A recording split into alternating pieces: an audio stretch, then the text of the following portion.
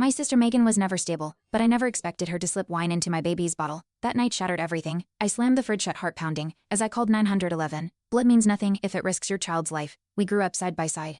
Now I had police cameras on my porch because of her, and she sat in jail, staring at a future without access to us. Subscribe so you don't miss what's next. Megan and I weren't close, but she always smiled around Jackson. At first, I thought she wanted to bond. She brought wine every visit, laughing louder each time. One day, she poured herself a glass at 10 a.m., claiming it helped her be chill. That was the first time I saw Jackson flinch in her arms. I brushed it off, thinking I was paranoid, but her grip was too tight, and her eyes too wild. It was Jackson's first birthday. Megan showed up late, stumbling in heels, reeking of gin. She insisted on holding him, ignoring my protests. David took him from her arms, gently but firmly. Megan laughed it off, slurring that we were too uptight.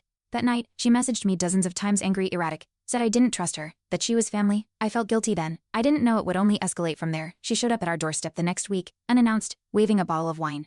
I didn't let her in. She cried, begged, said she missed Jackson. I hesitated. David reminded me of last time. Still, I agreed to meet her at a diner. She was sober, almost too composed. I wanted to believe her, but she stared at a baby in the next booth too long. Too intensely. I felt my stomach twist. A few days later, Megan texted, asking to babysit. My heart dropped. I told her no firmly. She called me paranoid. Then she showed up at Jackson's daycare, claiming she was authorized to pick him up. They refused. I got the call while grocery shopping. I nearly collapsed. David rushed over. Megan was gone by then. The director filed an incident report. We installed new locks that night. That was the moment fear became routine. Weeks passed with silence. Then Megan tagged me in a photo, Jackson asleep in his crib. It was taken through the nursery window. I screamed. We called the police, filed a restraining order. They said it was a civil matter unless she broke in. That night, David installed cameras around the house. We slept with the lights on. Megan texted, I just miss him. I blocked her. Still, fear pressed against every window pane.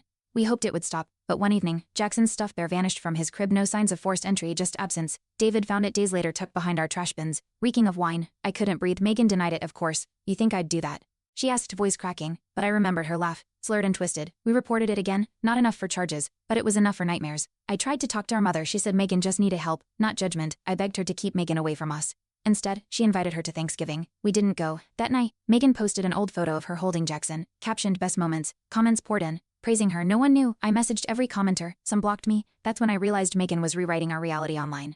Megan left a note on our porch. I'll always be his favorite. It read, scribbled on the back of a wine label. I froze. David handed it to the police. They documented it again, not enough, but we got a temporary no-contact order. Still, she parked down the block. Watching Jackson started crying at shadows. I slept with a bat under my bed. Every creak felt like her breath against our windows. One night, our motion sensor lit up. David grabbed his phone, checking the feed. There she was, Megan, barefoot, standing in the garden. Staring at Jackson's window. I called 911, voice shaking. David shouted, leave or I swear to God. She vanished before cops arrived. That was the final straw. We filed for a permanent restraining order, hired a lawyer. Our son's safety demanded more than fear. We were done reacting. It was time to act. The court date arrived. Megan showed up disheveled, eyes wild. She claimed we were lying, that Jackson was hers too. The judge raised an eyebrow. We submitted text, photos, videos. Her lawyer went silent. My hands shook as I clutched David's. Jackson sat with a court-appointed nanny outside. Megan sobbed, screamed, accused. The judge granted the order indefinitely. No contact, not even online. As the gavel fell, I exhaled like I hadn't in months. We moved into a new house, smaller but safer. New locks. New neighbors. Megan's name wasn't on anything. Still, I flinched at knocks. At night, I'd check Jackson's room 3 times before bed. David held me, whispering, she can't find us. I wanted to believe him, but trauma doesn't obey logic. Every noise twisted my gut. But we had cameras, security, the order. We had each other. Slowly, safety began to feel almost real again. Then one morning, Jackson asked, where's Auntie Meg? I froze. How do you explain danger to a toddler? I said she was far away now. He pouted. But she had candy. I didn't respond. Later, I found wrappers in his old diaper bag, ones I'd never bought. Had she planted them? I cried in the laundry room, shaking. Even gone, she haunted us. Trauma lingered in objects, in silence, in the eyes of a child. I started therapy. Weekly, no exceptions. I needed to be strong for Jackson, but also for myself. My therapist called a hypervigilance, said it was normal after trauma. She helped me reframe guilt. Megan's choices weren't my responsibility. Each session peeled away shame. I began to breathe deeper. Smile more. I even joined a support group for mothers navigating family betrayal. And in that circle of women, I realized I wasn't alone. That saved me. Just when I thought peace had settled, a friend sent me a link, an Instagram page. Megan had created a fake account, claiming she was Jackson's mother, photos stolen from my private albums, captions like my angel and our weekend. I froze. David reported it. The account vanished hours later, but the damage deep. She'd found a new way in online. We switched platforms, updated privacy. I cried as I deleted a decade of memories. Megan violated the restraining order again, messaged our nanny through a fake account, pretending to be a mother in need of babysitting. The nanny sensed something off and told us. We brought it to our lawyer. This time, charges stuck. Megan was arrested for the second time. I sat in the courtroom, fists clenched, as she was denied bail. Finally, the system took her seriously. Jackson colored quietly beside me. I whispered, you're safe, baby. We filed for a long-term protection order, 10 years minimum. At the hearing, Megan didn't show. Her lawyer said she was in inpatient treatment. For once, I felt nothing. Not pity, not rage, just clarity. The judge signed the order. I walked out into sunlight, holding Jackson's hand. He pointed at birds. That one's happy. He said. I nodded. For the first time in years, I agreed. Happiness felt possible, real, and protected. A news article surfaced Megan had assaulted another patient during treatment. Her facility transferred her to a stricter program. I felt a strange mix of horror and relief.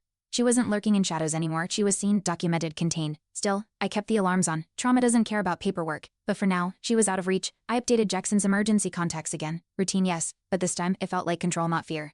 3 months later, a letter arrived, Megan, from rehab. She apologized, said she understood now, that she missed Jackson but wouldn't try again. I read it twice, then burned it. Some doors stay shut. David hugged me tight. You did what you had to, he whispered. I didn't reply, but I held Jackson longer that night. Not out of fear but choice. Boundaries weren't cruelty, they were proof of healing, and I was finally healing. Our therapist suggested a trauma-informed preschool. I hesitated, new faces, new risks, but Jackson thrived.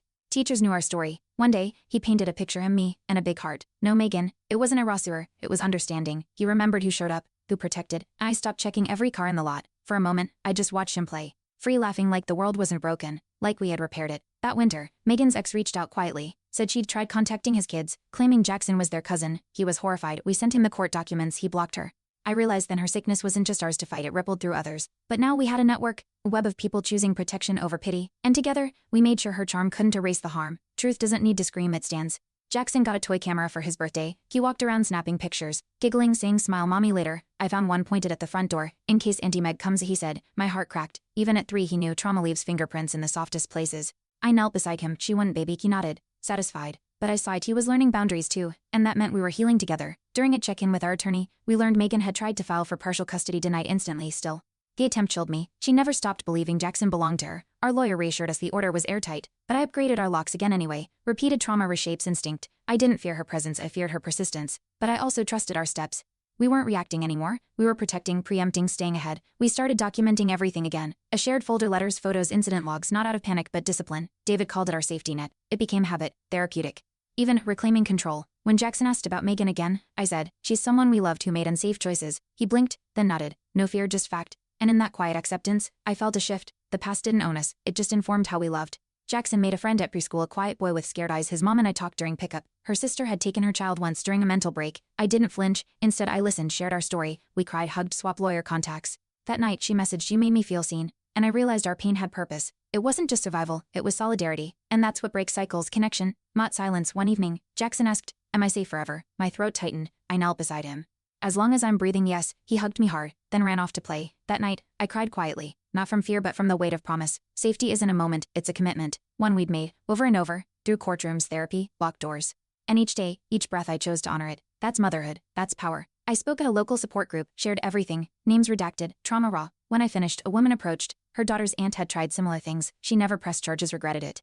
We exchanged numbers. I realized telling our truth gave others courage. Megan once made me feel voiceless. Now, I was a voice for many. That shift from victim to witness didn't erase the pain, but it rewrote my place in the story. That mattered deeply. A social worker called Megan had listed me as an emergency contact during her relapse.